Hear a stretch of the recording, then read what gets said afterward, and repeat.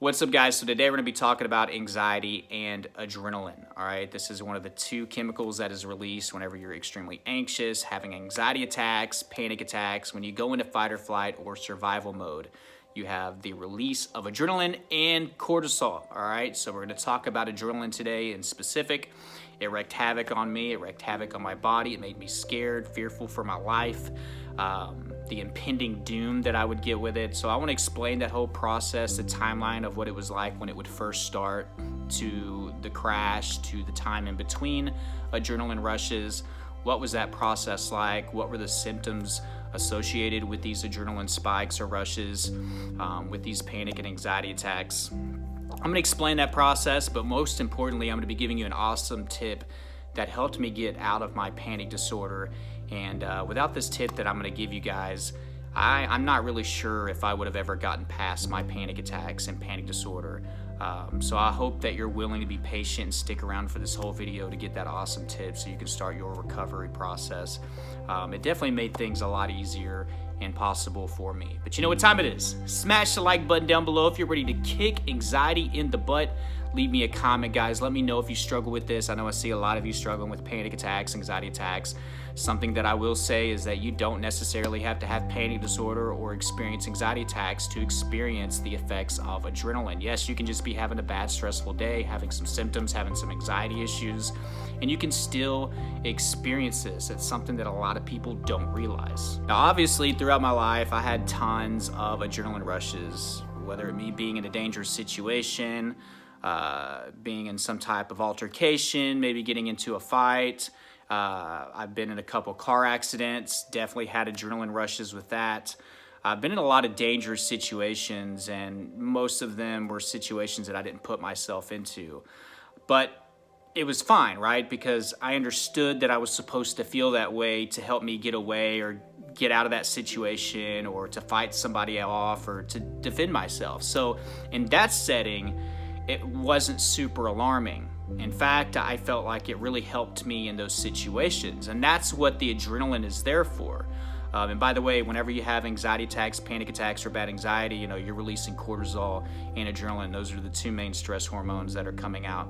And the adrenaline is supposed to help you fight or run away from danger. The problem is when you have anxiety, there's nothing obvious around you that is dangerous, so we start thinking, oh my God, there's something wrong with my body, I'm dying, I'm having a heart attack, or something else is wrong with me, I'm losing my mind, I'm going crazy. And that's definitely what was going through my mind the first time I had an adrenaline rush, panic attack, out of nowhere. Now, I'm gonna keep a long story short for those of you that are new to the channel, but when I first had my panic attack, it had happened after a weekend or about a 2 to 3 day period of binge drinking with my friends, just like nonstop drinking, not really much sleep at all. I smoked a lot of cigarettes back then, so I was smoking like a choo-choo train. We ate horrible food the whole weekend. It was just really, really bad, and I think the lack of sleep and the dehydration caught up to me, and I started to have some palpitations. So I'm laying there, and I remember when it first hit me, the palpitations were going, and then I was like, that feels weird, and I really started to focus on my heart, and out of nowhere, I just felt it. It was like, bam, it was like this buzzing vibration that went throughout my whole body. And because there wasn't anything dangerous happening around me, it freaked me out even more. It made it even more of a scary situation, which made the adrenaline pour out even faster. I could feel it in my stomach, in my midsection.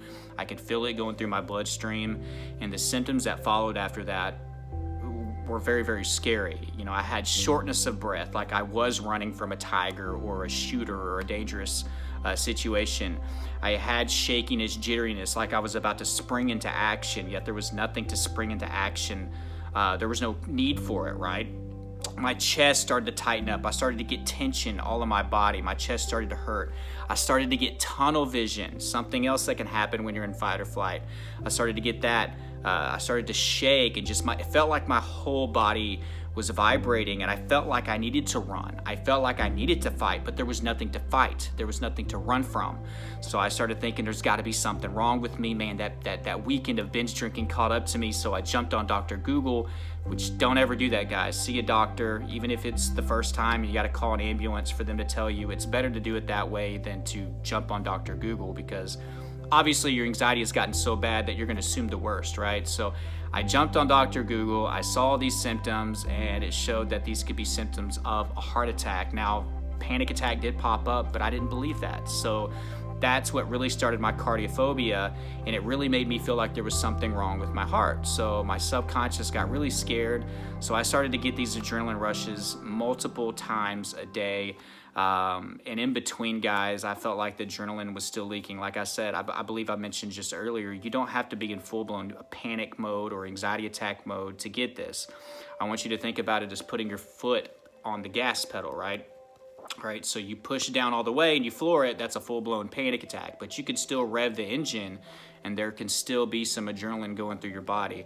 And all the symptoms that I mentioned, guys, the shortness of breath, the really fast heartbeat, which is your body trying to pump more blood to the rest of your body so you can fight or run better. The numbness and tingling, which is the blood flow leaving your extremities to go to your internal organs and the most vital muscles, your core, to help you fight or get away. The tunnel vision, the blurred vision, your pupils are probably dilated in this process. You're trying to bring in more light so you can see your situation better, so again, you can get away or fight. The jitteriness, the shakiness, the vibrating, the buzzing, I would get those symptoms, but it can cause, whenever you're having these adrenaline pushes and they last a long time, it starts to affect a lot of other areas. So for a lot of people, this can last, 5 minutes to 15 minutes, but my first panic attack lasted 6 hours. And once you start having the adrenaline push out for that long, it starts to affect other areas like your digestive system. I would have frequent urination, like multiple times during my panic attacks. There's nothing worse than having to pee, and then the other nasty side of it is diarrhea, having bowel movement problems, having to sit on the toilet, do your thing, pee while you think you're having a heart attack, right? Nausea, even in extreme cases, vomiting can happen when you're dealing with this. So tons of symptoms, obviously, when you have these adrenaline pushes. And the thing is that it serves a purpose. It is supposed to help us, in a quick, narrow amount of time, help us get away from something or to fight something off of us to keep us alive. It's fight or flight. You're in survival mode.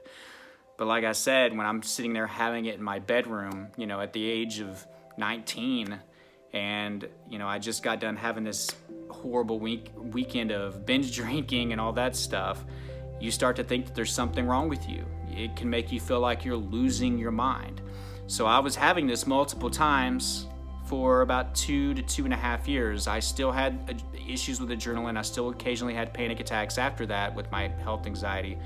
But it was really, really severe. And then, of course, this was associated with heart anxiety and cardiophobia. I was just thinking that every time I would get this adrenaline push, that was it, that I was about to die, that I was about to have a heart attack, that I was about to pass out. Now, the average time to recover from a bad episode of anxiety, severe anxiety, where you're having a lot of symptoms, anxiety attacks, panic attacks, on average, it's anywhere from 20 to 30 minutes, depending on what article you read. I think if you're able to recover that fast, you're very, very lucky. For me, I had anywhere from 30 or 45 minute long panic attacks all the way up to 4 to 6 hours. So my recovery time took a lot longer than 20 to 30 minutes. But some of you may be lucky enough to get that. Some of you are just dealing with 5 to 15 to 20 minute panic attacks. So understand it's going to take some time for you to kind of calm down in general. This really greatly affected my sleep. Whenever you have these adrenaline rushes, it's pretty much impossible to fall asleep. So I'd have a lot of bad insomnia. My anxiety would actually get worse as night approached. There wasn't a lot to distract me. I would really focus in on my symptoms, and I was afraid to basically die alone. So my night anxiety was terrible. So I had tons of panic attacks during this period of time. Now, in between having major panic attacks, I would still have this small little adrenaline release that was pretty much constant, that would really give me the tremors, the shaking, the fast heart rate, the higher blood pressure, the numbness, the tingling, the racing thoughts, the inability to be rational. I would still deal with this in between the major adrenaline spikes that were associated with my panic attacks. So that was pretty miserable. And my crash period would come pretty much every 3 to 4 days. I would have this crash where I just feel extremely tired, extremely fatigued. I would catch up on sleep, but I still felt miserable. And you got to think about it, when you're having an adrenaline rush, if you're having a panic attack, that's basically what it is in this situation, in this context. You are trying to fight or run for your life. And if you're doing that over and over and over again, it's extremely exhausting. And that's the crazy thing. You feel extremely tired, yet wired at the same time, because you feel like if you stop running, you're going to die. And that's basically what's happening. So you have this constant flow of symptoms ranging from, tension to fast heart rate, high blood pressure. It gets exhausting over time. So some of you are having these adrenaline rushes and then you're having a crash the same day. Mine was so severe, it would take 3 to 4 days for me to even crash. So before I move on to the tip, I want you guys to make sure that you have gotten checked out by a doctor. This video is not meant to diagnose you. This is for those of you that have been to the doctor, gotten your heart checked out, your body checked out, you've been told that there's nothing wrong. Maybe you've gotten a second or third opinion. If you need that, or if you need to see a specialist, do it. Your health is important. This video is for those of you that are trying to work on acceptance and you've been told that you're healthy and that it's just anxiety that's causing all the symptoms that you're dealing with. It's a hard thing to accept. So this next tip is going to be gold for a lot of you. But with every tip, there's probably going to be a huge chunk of you that are going to be unwilling to do it. You got to be consistent with it. It takes practice, just like any other tool or tip that I give you. But I really don't believe I would have gotten over my panic disorder and recovered if I didn't start with matching the intensity of that adrenaline rush. Matching the intensity of my fight or flight, survival mode, my anxiety attack, my panic attack, or just a really bad episode of anxiety. You got to think about it. In that moment, your body wants to fight or run away. It doesn't want to just sit still on the couch or lay in bed or just pace or just walk around or run your hands through your hair or just bounce your legs. It's not satisfying the sweet tooth of your fight or flight. So I had to start acting out that situation and realize I know it's not going to be ideal, right? But you got to start somewhere. You got to practice when you can. If you don't have a way to act out your fight or flight, you need to create an environment where you can do it, okay? I get it, in the car, the workplace, social situations, you're gonna have to come up with some other things. I have tons of tips like that on my course. I've talked about it in other videos. But again, we're trying to build momentum. So when you're in a position that you can do this, I want you to run or fight. Now, I don't mean go out there and physically start punching people. No, I'm talking about resistance training. Get you some dumbbells. You can do push-ups. You can do sit-ups. You can turn on YouTube on your smart TV or your laptop or your phone and do some 20, 30-minute workouts. Your body wants to run or fight. Start acting it out. And whenever I started doing this, guys, and cardio is amazing too. That's how you can actually act out the running away from danger thing. I would do some sprints, I'd do some aggressive jogging.